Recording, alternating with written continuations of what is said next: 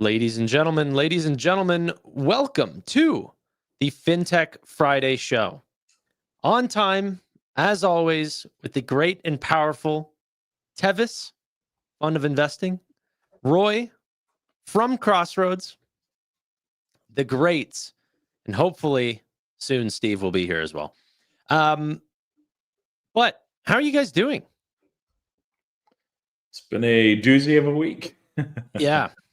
I feel like we had this conversation last week, but let's do it again. Yeah. Hopefully we stop having this conversation before the end of the year. I was actually pretty surprised. A lot of the narrative regarding the sell-off was all around AI bubble, and I'm like, okay, obviously Jensen's going to counter that head on. I'm sure earnings will be very good as well. This myth goes away, and it has, but the market doesn't care. It continues to sell off, and I think it was probably just looking for an excuse. And it's like, well, we can't use this narrative anymore, but we're still going to sell. So it's harder to figure out where we bottom and why, as a result. Tevis, crazy week. How you doing? I'm okay. I'm fine. Dude, algos are just totally ruining the market. The fact that you can have this massive dump of liquidity randomly at 10 a.m., lose 1.5 trillion it was from the market in a matter of like 40 minutes on no news at all. Like, what is going on? It makes it so scary. I look like I'm crying because I just put in eye drops right before the show. So I promise it's not market related. But it's fascinating. It's also, I think, largely unprecedented because the more volatility is as a result, partially by all of this extra liquidity that we have in the markets, right? Like, I don't think it's going to get any better. I think it's going to just keep getting crazier and crazier. And that's scary because you're getting massive sell-offs, it cuts both ways. You're getting massive rallies as well. That's across different sectors, across different verticals. It's just completely uncorrelated. Like I'm seeing, the AI company gets sold off with the traditional, player all in one, and nothing makes sense anymore, man. It's just like these massive algo firms, like the Renaissances of the world, run the market, and we're just living in it, like we're just a part of their whole thing. Well. Yeah, I went on the wrong fucking link. How are you doing, Steve? It's all right. We already forgive you. The sins are forgiven. Sorry. How are you doing? How are you holding up? I'm holding up just great. How about you? I'm buying some dips here and there, trying to take advantage of the costs rather than I'm looking at it as Black Friday here. I'm buying things that I like at prices that I've not seen in the last little bit, especially in the high beta names that we cover often. Some of these names are down 20, 30, 40%, some of these names. So although the grander market is only down a few percentage points, some of these names in particular are down a lot from their highs. I became a shareholder of a company today for the first time in my life. Okay, it's either Hood, Nebius, Coreweave. Keep guessing. You know what it is? Yeah. What does Steve want? $1 million question. VG? No. VG was a good guess. Oh, Grab? Somebody in the chat got it. Was it Grab? No. Microsoft? No, he's had to like It was Microsoft. It was. Oh, I saw that and I was just like, man, no, there's not a chance he doesn't already own Microsoft. Yep, I actually bought more BMNR today, and I became a first-time owner of Microsoft. Wow. Okay. Well, do you care to explain? I mean, everyone knows Microsoft, but what's what's the stock? What's the ticker symbol? I don't think I've ever heard of this one. Yeah. You do, Steve. It is trading at such a low valuation, I could not pass up the opportunity. I said under 490 was an area I would get interested. And when it went under 480, I pulled the trigger with a starter position. And I'm planning on adding. When I think about the next 5 to 10 years, I think Alphabet, Amazon, Microsoft, and Meta are going to do very well. I already own the other three. It's time to own Microsoft. Jeez. From 550 to 480. Yeah. I got Crazy it. I month. think I got it like 574 or something like that. Sorry, 474. I paid a premium. Yeah. When something's good, you pay a premium. Yeah. No, that's sort of the venture that I've been on lately is like what Noto said, a flight to quality. I've been stealing that quote a lot. I don't think this is the time where I want to buy the Open Door and Oklo and IonQ dips and Better Homes dips. I'm not buying those. Nebius dips. Yeah, but that is not even remotely the same, dude. That's not even oh man, that's one of your biggest positions. It makes me want to go crazy. I'm not saying it's a shit company. I'm just saying it's a high beta name. Yeah, but I'm not talking about high beta. I'm talking about business models that are not proven. It can be small names, they can be high beta, but that doesn't change. I know Nebius's business. I'm a big believer in artificial intelligence. I'm a big believer in cloud. That I actually don't think is as speculative as especially Open with Door, Jen's for example. comments. I Sorry? actually want to say thank you to Roy Oh, because Roy supported my rant on X the other day where I called out every bear on AI with a dissertation of over 2,000 words. Dude, that went viral. That went fully viral. Another one's coming this weekend, by the way. nice. Have you Yeah. seen Tevis's tweets lately? Been It's doing just- well. Yeah, Tevis has got jokes, man. Just memes. Did you The see how many red. likes he got on his red therapy? Pull that up. Pull it up. Wait, That but was I want pretty Steve to funny. guess. I don't know if that one was funnier than the freaking bat signal with Sydney Sweeney, but Hell yeah. Did you see how many likes that red therapy one got? I did. It was hilarious. This tweet from Tevis got 33,000 likes. Yeah, dude. Oh my gosh, bro. It was I think amazing. X just started a new account called Bangers. I don't know if you've seen that. They are going to like retweet Bangers. like that needed to be on there. Throw Yeah. up the Sydney Sweeney bat signal. That one's funnier. Dude, I swear, like a broken clock's right twice a day, 1.2K. This is crazy. But That was Gemini for you. Hmm. I freaking love the new Nano Banana model, man. It's so good. It's so Nano good. Banana is freaking crazy. It's so good. it's doing video now, right? I Nano haven't Banana tried- video. I haven't tried the video. I've just been doing photos. It's like hyper realistic. It's really good. Yeah. It's pretty crazy. I have not messed around too much with the Did you image see- generation stuff. Are you still on my profile, Tanner? Go to one of my latest posts. It's You didn't it's even let me answer, but I can go back. I want to show you this. I retweeted it. I said time to go all in on Google. But like click on that post here, Alberto. Bro, I'm just Just grabbing a drink. just looking at the No. But look at that's a comment. Look at the main thread. wow. How wild is that? Just give it coordinates and a time of day. Crazy. Is that That's insane. and this is it? These are the actual coordinates? Yeah. Like people are giving it just random. I saw one that gave it the coordinates of the Taj Mahal and just threw that up. It's crazy, man. And y'all think your job is safe. Come on. No, I'm kidding. That being said, there's been a lot of commentary on Google. During this massive meltdown, Microsoft selling off, Meta's selling off, Nvidia posted its best earnings of all time. That's not 100% certain. I mean, it's pretty crazy when they were growing at 270%, but amazing earnings. And Google's untouched, $300 stock.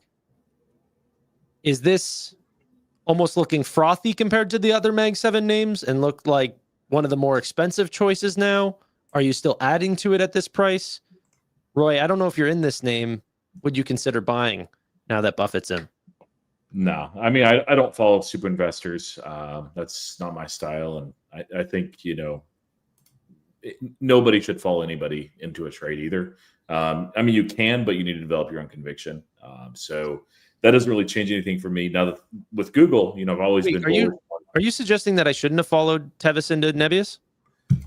Maybe Tevis, but You follow some super investors. Yeah. I'm not Canadian. investor and never followed Tevis, man. It's a fast track way to losing all your money. Case in point, BMNR. But yeah, I mean, it's Google's well positioned. Search is not deteriorating as fast as I expected. A lot of it is just it's hard to change when that's all you've been doing. So a lot of people are not going to shift away for a while. So I think the market realizes that Gemini is doing really, really well. So they're well positioned. But I'm not going in, no. Steve, you got any commentary on that Google comment? Yeah, if you're paying, You muted yourself. no bueno. So Alphabet's actually still relatively inexpensive in my opinion. And I had said around 295 was fair value for it when it was at 170, 180. It hit it, and it still looks cheap on a forward basis. And I still don't think this is an expensive market, as I've been saying for the past couple of weeks. This sell-off, I mean, I'm sorry, clicked around the wrong things. Nvidia trading at less than 20 times forward earnings is insane. Meta trading at less than 18 times is insane. You're muting yourself. I think you're unplugging the cord on your mic because that'll automatically put you into mute. You muted me. My hands are here. My hands are here. Right I know, now. so it's probably it's a cord issue. It's not a cord issue. The cord's nowhere near me. Okay, go ahead. So Meta and Nvidia under 20 times, Alphabet under 25 times, Microsoft under 22 times. This is not expensive. These are the greatest companies in the market, biggest balance sheets, biggest cash flows. Microsoft is doing over 140 billion in cash from operations. And people want to act like the sky is falling. These companies are trading at great valuations. I'd argue that if you want to put Apple at 30 times and Walmart at 32 times, all of these other companies should be at the same valuation, if not bigger, because they deserve bigger multiples than those two companies. I mean, putting Nvidia and Meta under Coca-Cola on a forward basis, who are we kidding here? I mean, shit, Meta is trading under Coca-Cola this year's earnings, not even on a forward basis. Like, this market doesn't make sense right now. Yeah, Meta's absolutely the best value, like the safest bet on that list. Lowest PE and 28% growth. Like, it's I mean, Nvidia is like, if you want to chase the high growth play, especially after their earnings, I was really impressed with the guidance that they're putting up and the commentary. But I really want to get into a position in Meta at some point soon. How about this one, Tevis? The street took up 2027 EPS on Nvidia from $8.09 to $8.63 to $9.43 yesterday freaking afternoon. Yeah, it's huge. It's incredible. It's crazy. Now, I would even say, like, the bears on Nvidia that say, hey, you know what, this might be a build out cycle. That might be true, right? And so I understand some skepticism on, like, okay, well, maybe this is not the easiest purchase, or there's key person risk if something happens to Jensen, where do we even know who's running Coca-Cola? Like, I mean, like anyone can go and sell the soft drinks that they've been selling Sugar Forever. water. But I would venture to bet that Facebook and Instagram is probably more of a recurring, faster growing total addressable market, and just as much, not a consumable, but a recurring product than Coca-Cola. I actually would venture to bet that soft drinks and everything as a total addressable market is going down. I've really been on the belief that there is a health kick across country. Like I was going to say in America, but I honestly think it's a global situation. Not in my household. It's just one state, the 51st state. Roy, you've been seeing it too. I've been on this train for a bit. Yeah, I have some basically some people that are in the industry, in the space, like in health side. I don't go into too many details, that have been seeing that, and it's interesting. It's not what I expected. So, and I don't mean that people don't eat desserts or whatever. It's just like Celsius and Alani would not even have appeared if there wasn't a health kick. Like the whole idea of what made those drinks and Poppy and all of those drinks is that there are healthy alternatives to Coca-Cola, right? Mhm. And if I'm not mistaken, Poppy got acquired by Pepsi or something like this. Like even those brands are aware that it's going in that direction. So Yeah, but like to compare it to Meta is just a crazy. Crazy. well, no. These are companies that make profit. You can compare any business. I don't agree with that. You have to look at total addressable market, what their future prospects are, and if those businesses are recurring in nature. Are their expenses growing? What's the disruption risks? I think that Coca-Cola is more expensive than Meta because people suggest that Coca-Cola will never be replaced. And I think they have a higher chance of being replaced than Meta does. Meta's going nowhere. Multiple billions of people are using their apps every single day. I think both of them don't have a chance of really being replaced. But one is more expensive than the other by a large margin. And one has less of a innovation call option, let's call it, right?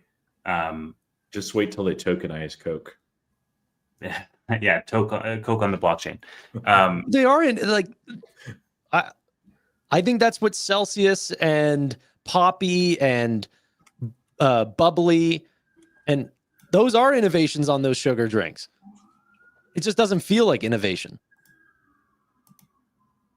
No? Am I crazy? Maybe I'm wrong. It is not. It's definitely not my space. I just feel like software is just so much easier to see, like to massively scale innovation, because you already have the hardware network infrastructure already built out through smartphones and the internet and the laptops, and it's just like it's so much easier to reach this like critical mass. Like you saw how quickly OpenAI scaled. There's no physical product in the world that can scale to that same level.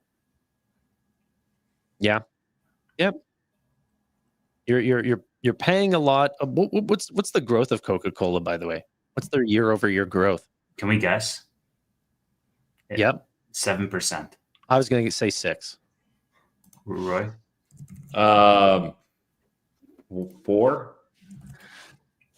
I'll bring it up Why don't you guess, Steve? because I already know what it is. You don't know what it is. So then don't bring it up. Just tell us. Yeah. It's 3.76%. Well, you got there.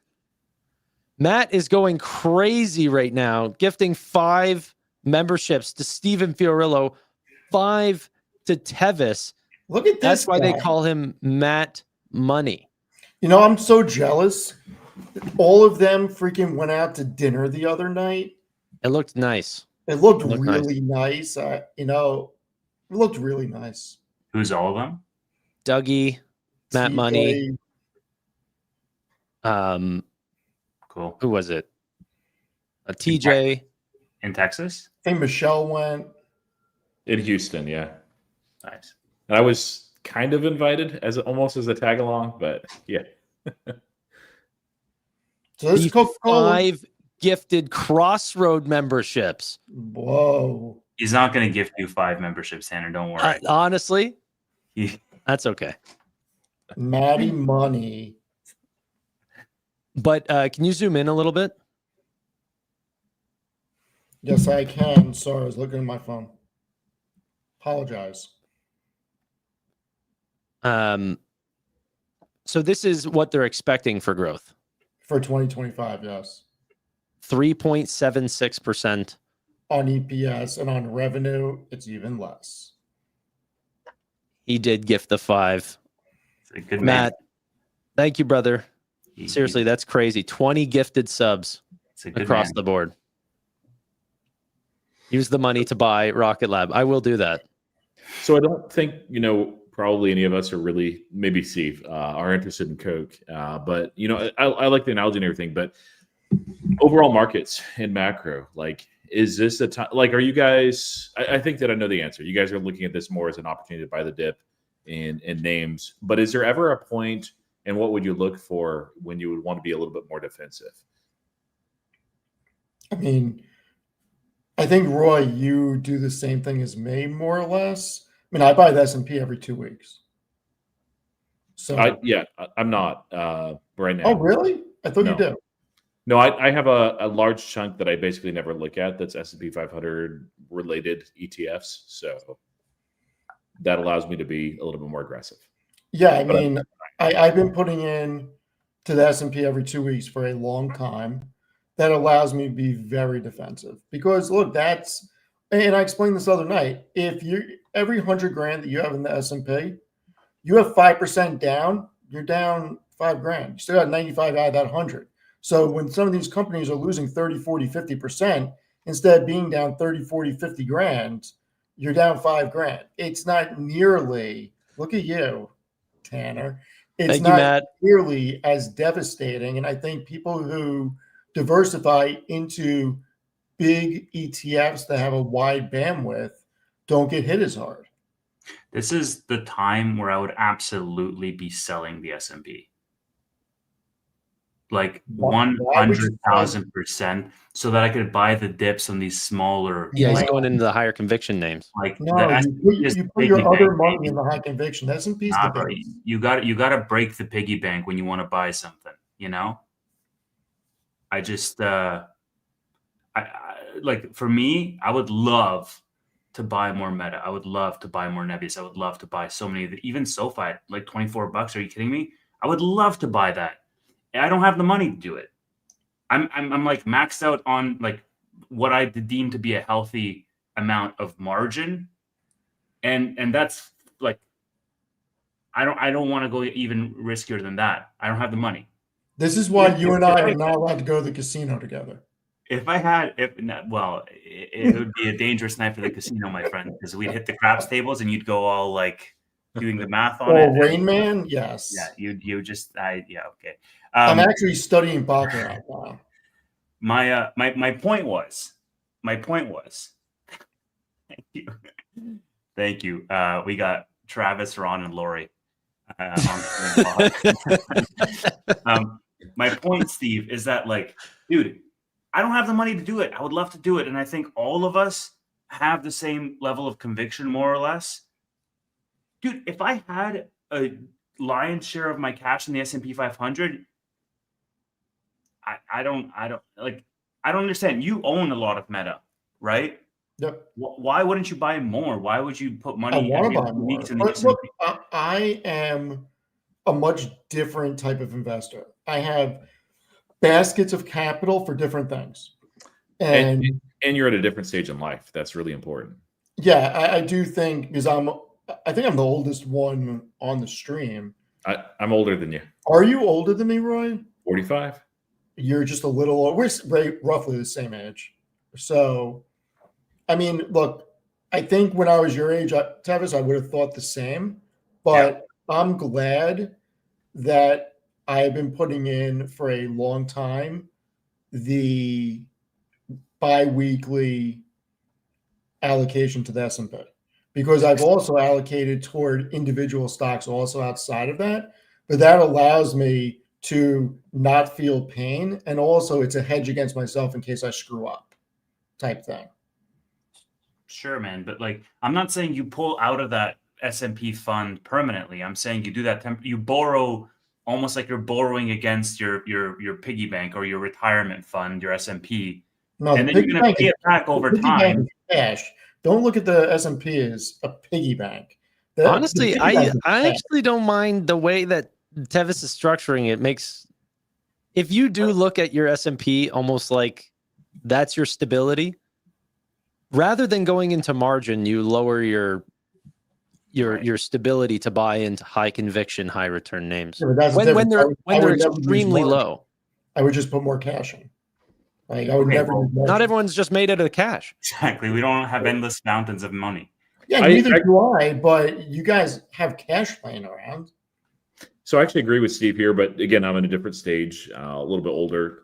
It's basically the idea that if you have life-changing money or like everything in your retirement is set and on track, it's okay to take some wins and be a little bit more defensive. And so I'm like, our retirement is looking like it's going to be really nice and really good. And I will be more defensive as a result of that. Like if we were not in this place, then I would be more aggressive. And so that's why, like I shifted away from Nebius, for instance, into Nvidia, because I'm like, okay, it's still plenty of, risk and opportunity there with Nvidia, but it's nothing compared to Nebius. A Nebius will probably outperform it, but I'm okay with that.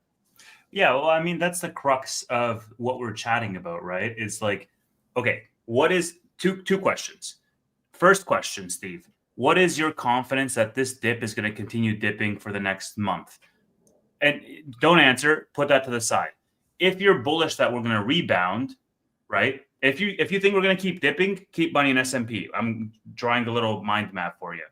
If you think we're going to rebound, then the second question is, what do you think is going to rebound harder, Meta or the S&P? And if you think Meta is going to rebound harder, right? So if you think S&P, then the mind map ends. If you think Meta, here's the third question. It's like, okay, cool. If you were to pull out X dollars from the S&P and put it into Meta right now, because you think that A, we're going to bounce, and B, Meta is going to bounce harder than S&P, how long would you want to hold Meta before you start paying yourself back in your S&P fund? And once you have those three questions, you can make a risk-adjusted decision around whether you want to keep it in the S&P versus in Meta. That's at least how I would think about it. And I understand what you're saying, and you're not wrong in what you're saying, because a lot of people would go with what you can generate the largest ROI on. So if you think you're getting better ROI on your money, being in Meta or Amazon, why would you be in the S&P? I'm with you, and I completely understand where you're going with that. It's more of a personal preference with me that for the long haul, based on how much I'm putting into the S&P, when I retire, none of my other stuff matters. So I like having that hedge and stability, knowing that no matter what I do, no matter what I want to take a chance on, if I screw up, I am still going to be set for my entire retirement.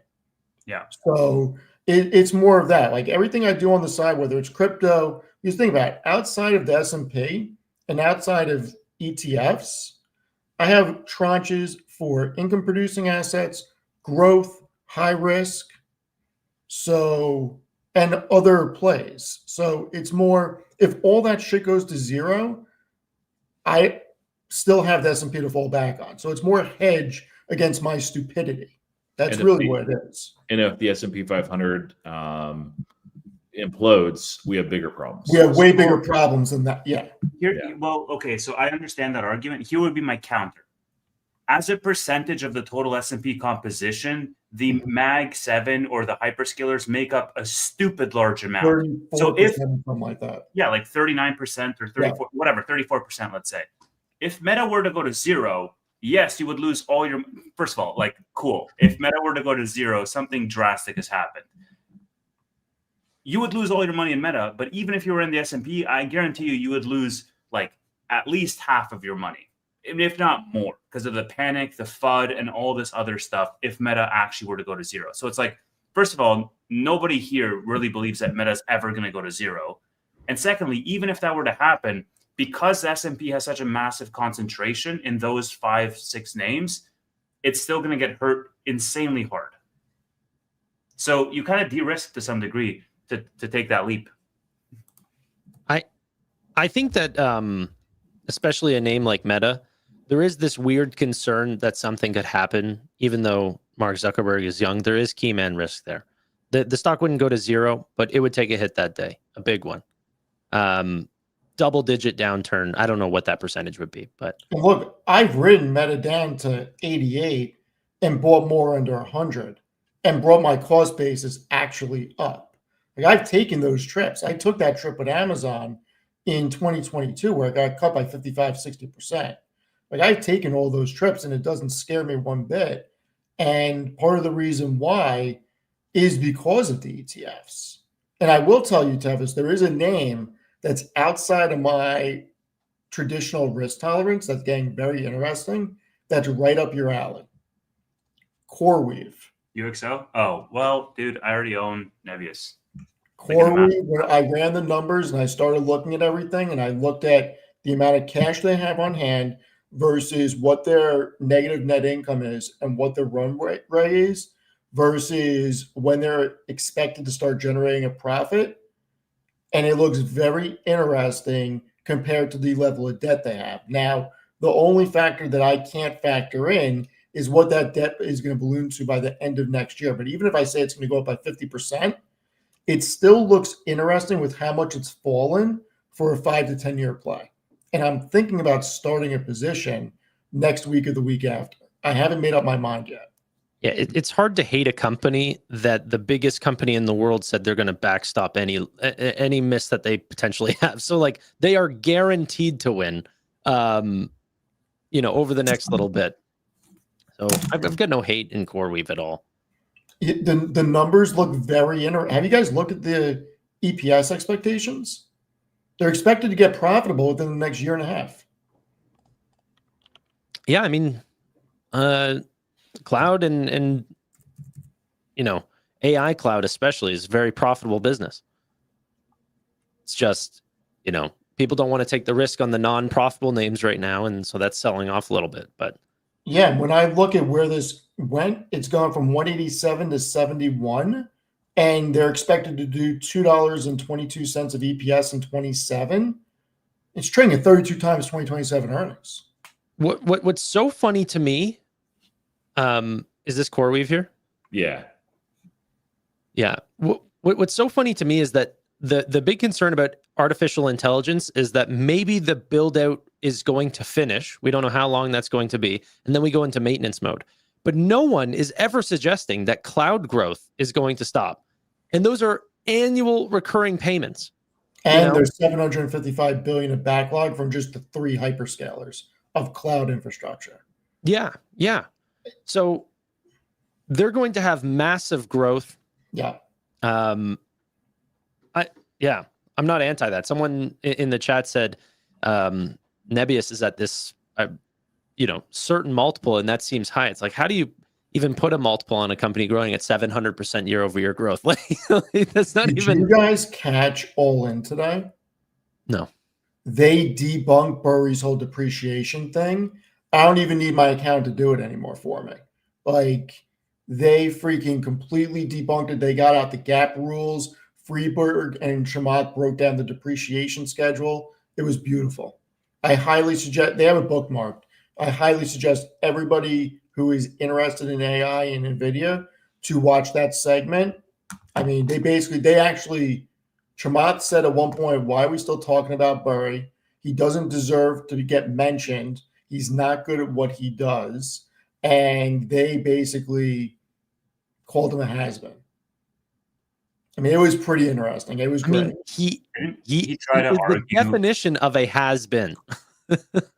Didn't Burry try to argue SBC after the depreciation thing got debunked on X? I just found that as like the biggest desperation Hail Mary. SBC on what? On Nvidia? Yeah. Yeah. It stayed flat quarter over quarter and revenue skyrocketed. So it went down to like 2.9% of revenue, which is like historically low versus the Mag 7s. Dude, just get him on your panel, Tanner. How about this? I'm going to get Jensen while I'm at it. A company that's $4.5 trillion that just grew their revenue year over year by 63%. I think the senior management team and everybody who's getting shares are worth the shares. Just saying. Yes, and he's been going back to, he went back to 2018, which I'm like, okay, Nvidia in 2018 is a very different company than Nvidia 2020, well, their fiscal 2026, our 2025. They're just living in the future. Like Tanner said, stock float is flat. His biggest argument around this was just like, oh, look at how inefficient they've been with the capital. Well, they have $60 billion on the balance sheet, and they're having to get increasingly creative with how to use it. So they have a too much cash problem. Great problem to have. But yeah, this is just Burry grasping at straws, and he's being just utterly ridiculous. So, and like, what's the other thing too? Like with the Burry argument, he had a previous argument where he talked about depreciation. I know Tevis, you and I talked about this on Bootleg Weekly, where the depreciation is on compute has been revised up. What this basically means, Burry is saying, hey, this is a great way where companies hide weakness, and so they will revise those depreciation estimates up. But there was two different arguments that Jensen specifically put. I'm sure he's aware of. What's that? They called him out in the earning. I mean, not him like by name, but like his argument. Oh yeah. And thank you, Calcum. Appreciate you. But like one of those was the A100s. Like 6 years ago, they rolled out A100s, which are still being used in full capacity. That's well past expected depreciation. Software improvements, CUDA, all of that. There's reasons for it. There are a couple of, there's one other like very clear reference too, but it just like Burry's thesis is based on things that I don't think he understands at all. Like this is not a space or an industry that he gets. And I think the biggest thing that he can argue is like maybe they weren't as efficient as they could have been, or like valuation, and that's it. And that's a really weak thesis. Yeah, I think that's what Steven was bringing up, though. That's what Chamath and all them said. Like, this is a joke. It's also silly because everything Roy just said. Let's assume that the depreciation schedule that Burry has is accurate, and everybody runs out in 3 years versus 6 years. Well, that's bullish for Nvidia, right? They have to re-up more often. So, like, why wouldn't you short the hyperscalers? Why would you short Nvidia? Like, Nvidia is going to do more business if they depreciate in 3 years versus in 6 years. That's a funny thought.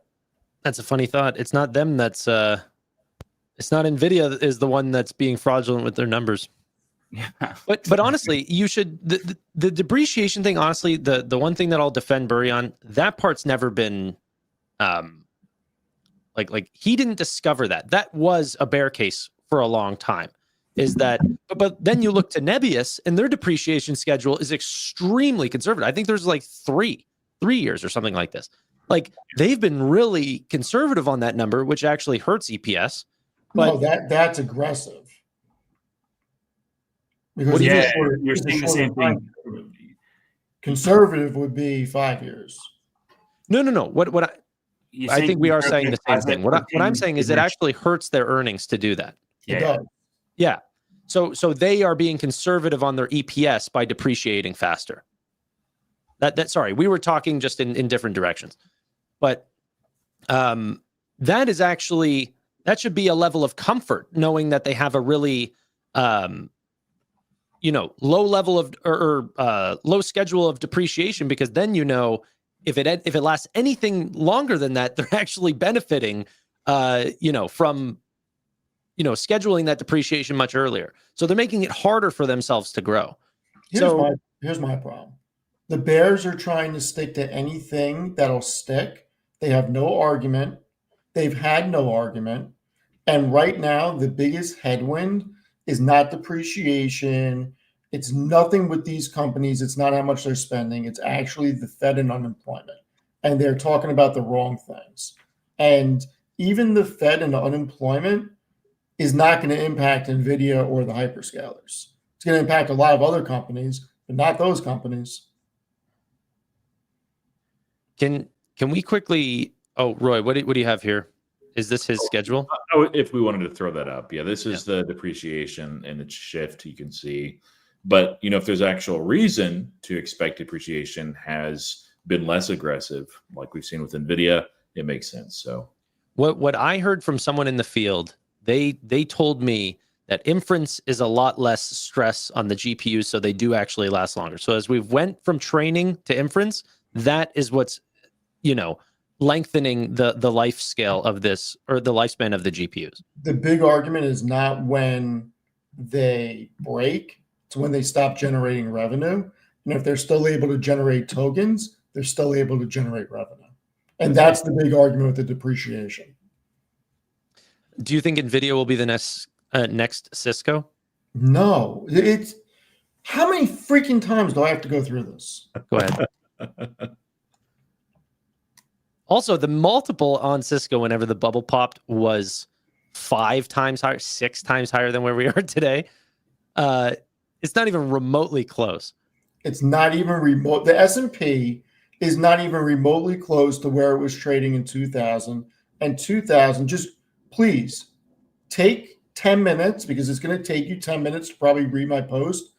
I'm pretty sure Roy read the whole thing. I did. I don't want to explain because it's going to bore half the people that are watching on our channels. Just go read my post, and I think that you'll find the answer to your question. It's a good way to get readers over to your thing, eh? It's going to bore everyone to sleep. No, but I'm serious. Like, I don't think people want to hear me give a 5 or 7 minute explanation about this. I'll give like a 20-second one. Is like, okay, Yeah. who would know more of whether this is legitimate or not? The CEOs of the massive hyperscalers, which really gain nothing from saying, hey, we're spending and we're going to spend even more on CapEx, or the bears. There's a lot more to it than that, but that's it. That cuts both ways, dude. Because, like, yes, they would know more, but if Burry is accusing them of some type of malpractice in terms of like nefariously adjusting their numbers to like financially engineer results, then you could make the argument to say, like, who would be more incentivized for these numbers to be the way that they are, Burry or the actual CEOs? So I could see how somebody could spin it either way. Yeah, no, it is a real concern. It's just like NVIDIA already cleared it up. The A100s are still in use and at full capacity. Now, I do believe that NVIDIA would be like the voice of reason in this whole thing, because like NVIDIA is just like, hey, this is what we're seeing from a demand perspective. And NVIDIA is actually incentivized to say that depreciation is actually faster because they sell more. But for the fact that NVIDIA is being honest, then that's the voice that I trust the most, not Burry and not the CEOs of the hyperscalers. I actually trust NVIDIA as the supplier of all this. Yeah, that's the thing. Like, this is so dissimilar from the dot-com bubble, where companies that were pre-revenue or like way pre-profitability, there were some profitability too, were just talking about future sales, future growth, interest, opportunities, and oftentimes there was no business model at all. Versus like here, these are some of the most deeply profitable businesses in the world, and then they're saying things that like would be the not a bullish narrative for them personally. So the hyperscaler saying we're going to spend even more just because this is really important. That's a bearish thing, and you would not expect them to be like lying or anything about that. Now you could say maybe depreciation, but again, yeah, Jensen, the most bullish thing you could say is like, yeah, these guys got to replace their chips every 2 years, so we're going to do even better. Well, he said the opposite. So it's like, are they lying to sound more bearish? That makes absolutely yeah. Well, honestly, that does make sense, because he needs to make sure that the bubble doesn't pop. Like I honestly realized he was trying to pump Meta in his call, because if the shareholders unite and they bring the pitchforks to Zuck and say, we don't care about AGI, we want returns now. Yeah. Then he goes, all right, guys, I'm outvoted here. Yeah. That's really fair. Brad Gerstner, sharpen your pencil. This is your yeah, time. right. Like, you do not want that. Luckily, Gerstner is very much on the AI train, very much on the CapEx train. He is. He even talked about it in the last BG Squared podcast, where he just said, like, we're spending tens of thousands of hours on this. We are double checking, triple checking. This is so real. I'm not spending tens of thousands of hours on it. I'm just seeing what Jensen's putting out. Well, I don't want to downplay, what we do here, but I mean, you're just one person, right? So like, yeah, they have that's all I was trying to say. Teams of people who went to school for this, who do this full time, and yeah. So do we want to talk about the earnings of the company that we all have that's struggling right now? For our stock price? BMNR? What, NVIDIA? No, BMNR. Before I we do. I wanted transition- to touch on a quick question. I'm just trying to find the freaking. Oh, okay. I remember. It's CFO commentary. I was wondering where it was. While you do that, Nvidia looks very cheap. It is the second cheapest stock in the Mag 7, and I'm currently trending on Seeking Alpha. Yay!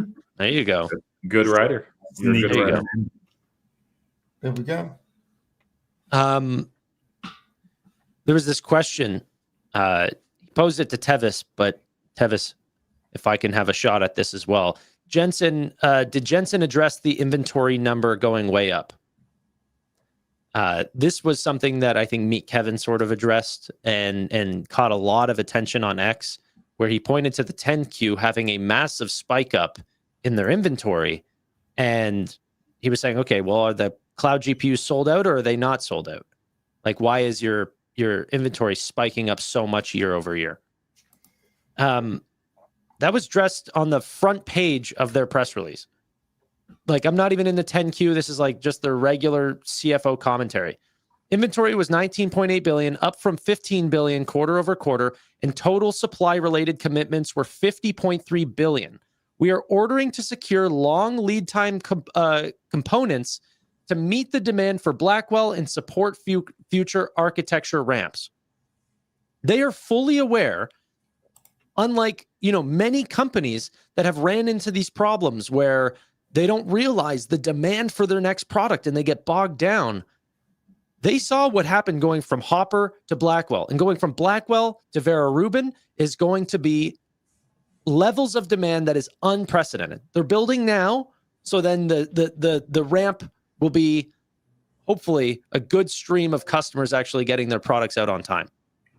And I want to address one thing. Can you bring up my screen? Yeah. Is it piggybacks off of what you just said? People were trying to make the argument about accounts receivable, which I have highlighted here. I'll take the highlight off so you can see it. Zoom. And zoom in. Yeah, please. Sure. Yeah. So Also collapse the sidebar on that little arrow beside the logo. Yeah, there you go. they're currently at 33.39 billion, which is up around 5 billion quarter over quarter and almost double year over year. But what people have to keep in mind, and I'm sure Tevis and Roy will attest to this, companies negotiate different net terms. Okay. So while, let's just say, industry standard from what I've seen with contracts is net 30. That's just standard terms. If you're good at negotiating, you can negotiate net 45, net 60. I've negotiated net 90 in some instances. And what that means is from the day that you get the invoice, you have up until that period to pay that invoice. You don't have to pay it over a 15-day period or a 30-day period. It depends on what your terms are. Now, in some cases, there's net 15 terms. But because of how big Microsoft is, how big Meta is, they can negotiate good terms because what's NVIDIA going to do? Say no?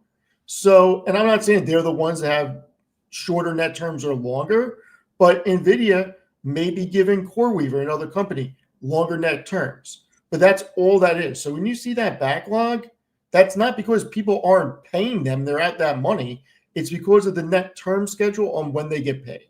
That's all that is. If you're NVIDIA, so I wanted to highlight the net term. Like, basically, here's how I got to this comment. I thought about net terms, and I thought about the negotiating power that these companies have or don't have with NVIDIA because the demand is so incredibly high. And then I thought about the concentration that NVIDIA has around 4 customers making up like a massive 10, or you should know the percentage. What is the percentage of their total sales, like the top 4? Of their total data center revenue? Yeah, like NVIDIA has an insane concentration in terms of like 4 customers doing massive business with NVIDIA.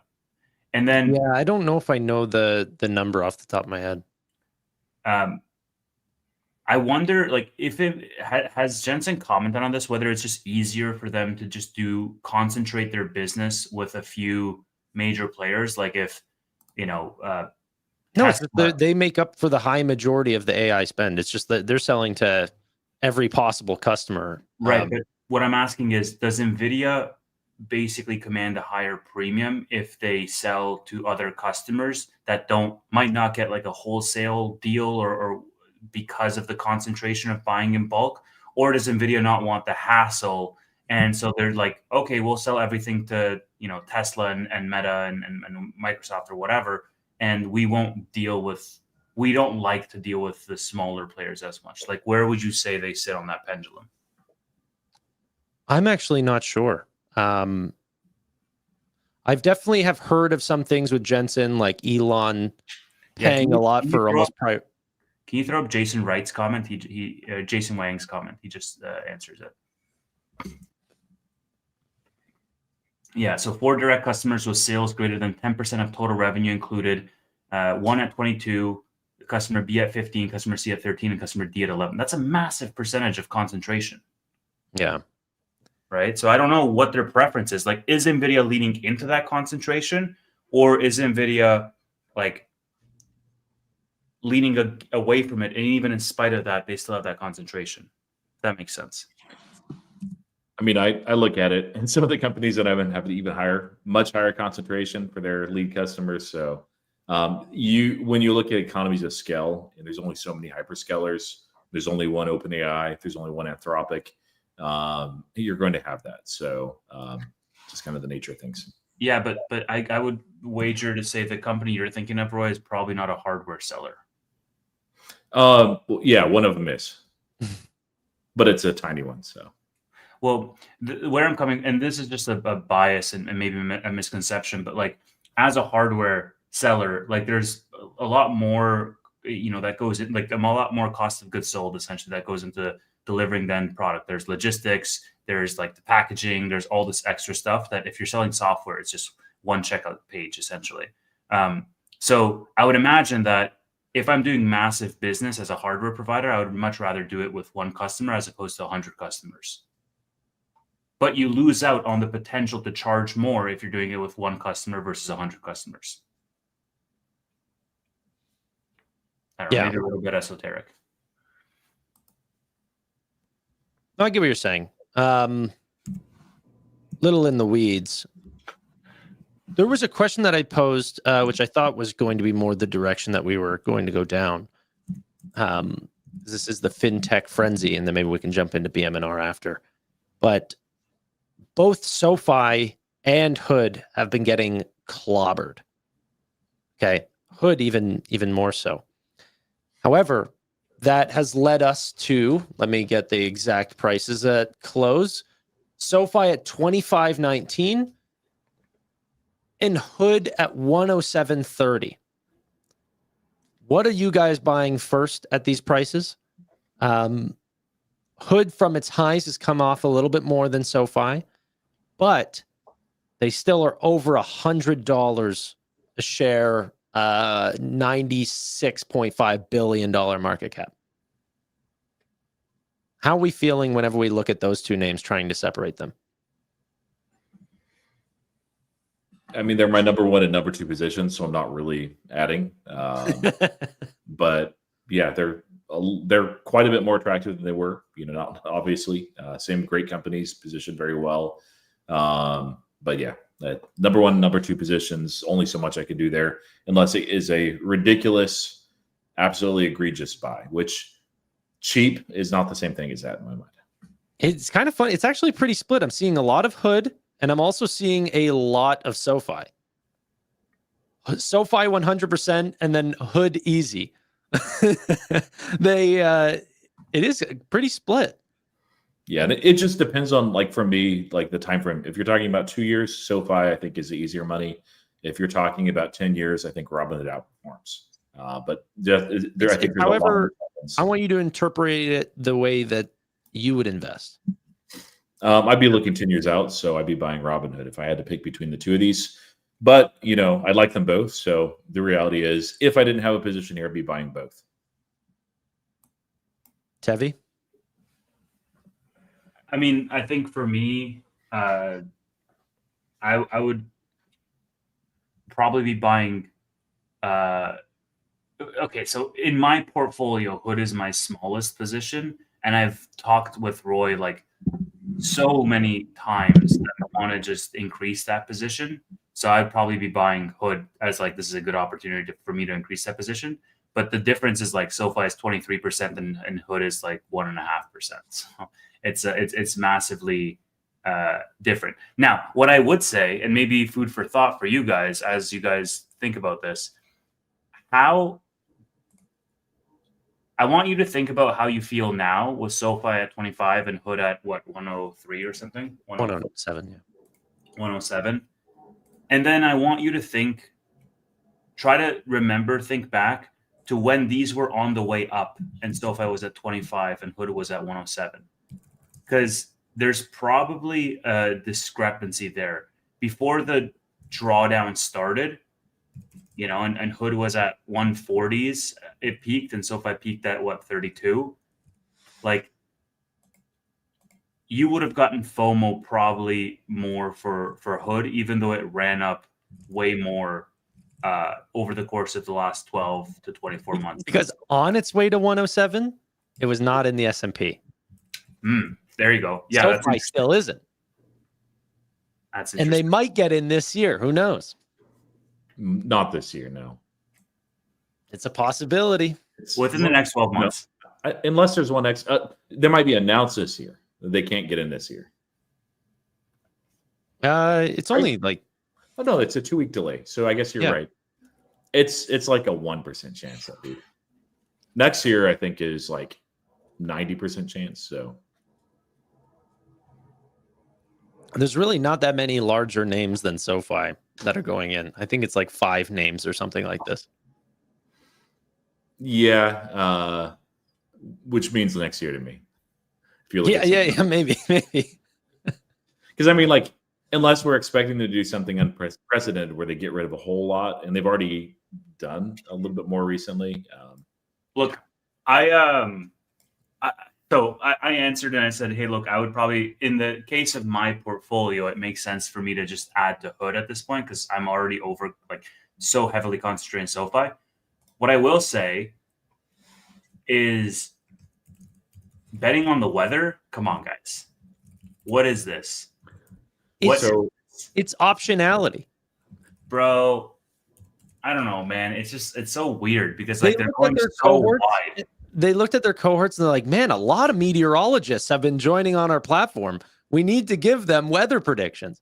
It's just they're taking their platform so wide, man. Like you can get a credit card, you can get a bank account, you can get a brokerage, you can do crypto, you can, do predictions market, you can bet on the basketball game and bet on whether it's going to be sunny tomorrow. Like it's just so like I think they already have over 1,000 different predictions or something like that. Like 1,500 predictions is what they said on the quarter. So crazy. I think that'll open up to like I think that'll be 20,000 one day. And, there will probably be some level of interoperability between. Yeah, somebody said it's Vegas on your phone. Yeah. It's crazy. Well, it's like a true one-stop app. Some people call it a gambling app. Some people call it a super app. Yeah. And honestly, like it can kind of be both. So the weather thing, they're in part what Tanner said is absolutely accurate. Predictions market is there for those that have knowledge of that space and that want to make money that way. That's a great thing. Another tool, another option. Is that very niche? Yes, it is. It can also be used as a hedge too, by the way. Like I can think of, I have some friends that are farmers, haven't been in contact in a little while that I don't think they'd use this, but it'd be kind of a nice hedge, for them in their area. The other thing too is I think they want to avoid just doing sports, partly because of optics too, that as they go through these legal battles, they don't want to be just their sports gambling is like, no, look, predictions. It's much wider than sports. And that is technically true. So yeah, we'll have to see, but yeah, optics, I think is a chunk of it at least. Whenever we start talking about SoFi, Steve powers down. He goes into low power mode until we start talking about the Mag 7 names again. Then he pops back and he goes, did you say AI? Well, I just think AI is way more interesting right now than SoFi. Like we know everything that we're getting with SoFi until next quarter. Like there's not going to be anything else to talk about SoFi for a good month and a half. Like unless we get another fireside chat. Well, I do think that there's not much new. We did end up seeing SoFi's crypto Q&A. I don't know if you guys took a look at that. That was a waste of our day, whoever checked that out. However, they are definitely, like, and I'm not kidding, they are taking crypto super seriously. The homepage on SoFi right now will say, like, checking and savings and investing. And they want to make it say checking and savings, investing, and crypto. And those are the three options at the front. So seeing the interface was a little bit interesting, just because I think it highlights just how much of a push they're going into crypto. But I think it is interesting, Steve, going from a valuation of $32 down to $25 in the last couple of days. Maybe it's on a DCA schedule for you or something along these lines. No. All right. Not at this level. I mean, when's the last time you bought SoFi? I bought at $31. Okay. Yeah, that's the fun thing about the market is you can be terrible as far as the timing of buys. But if Hey, you're buying quality, unless you're just buying at absolutely like the worst, the .com peak or something. If it's a quality company, you'll be fine. no, dude, it was before earnings. We were at $30.99 and we were watching it in after hours, and I put in my order to push it over the edge. So we went to 31. It's better. Okay. Than, You guys just aren't for the crew. I'm here for the team. No, I'm playing the team game. You're kind of, and then like Tevis is like full port. He's like writing puts in the money and stuff. Oh yeah. Our DJ, I'm glad you're here. Yeah. All right, you guys want to, or do we want to do it in after hours? Do it in after hours. Don't do it on this one. All right, fine. Because I already know what you're going to say, because we already talked about it. That's an after hours. Right? Yeah. Okay. Got it. Sorry, guys. Steve won't let me say it. But sign up for after hours, I guess. That's Yeah. Steve, Steve you're serenaded really us in a beautiful song last time. Wait, what? I didn't even post that episode. I'm gonna post it right after the show. And I'm going to tease something in the after hours. I actually have a pretty big announcement I'm going to tease, because it's actually, the Milk Gang is going to appreciate it. It's actually a big thing. And after Tevis goes, we're going to workshop a few things I just generated. T-shirts. You guys have no idea. It's actually big news. There's only 2 people that know. Oh, 4 people that know right now. Oh, 6 people. Oh, no. No, 4 people know at the moment. Yeah, Steve's doing a striptease in the after hours. That is not happening. Okay, ladies and gentlemen, if you do want to join the after hours, you have to be subscribed and click the join button. It can be on any 4 of our channels, anything along these lines. It will be uploaded tomorrow if I'm on time. Sometimes I'm late. I got to be honest. It was pretty late. I think I uploaded it like on Sunday or something. 2 days ago, you uploaded it. 2 days. Oh, no. Yes. I'm literally uploading it now, guys. So give it like 20, 30 2 minutes. days ago. See last week's. You got to get them out on Saturday. We can't be waiting for you. 2 days ago was November 18th. That's when you did it. Yeah, it was November 18th. Well, Yeah. 3 days ago then, because it's 21st. Yeah. But yeah.